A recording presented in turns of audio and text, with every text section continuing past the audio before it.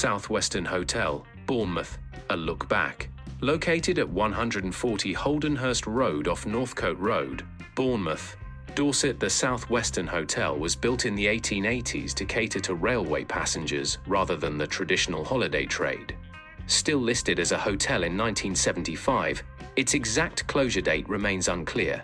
However, locals continue to refer to it as the Southwestern despite its evolution over the years. In later years, the ground floor became home to a thriving nightclub scene, hosting venues such as Zonkers, Hothouse, The Villa, and most recently, Circus, a well-known alternative club.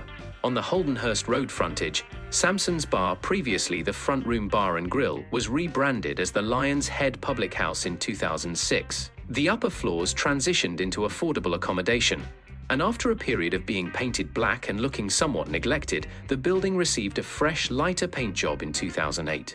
At one point, there were threats of demolition, sparking an outcry from Circus patrons and the local alternative scene.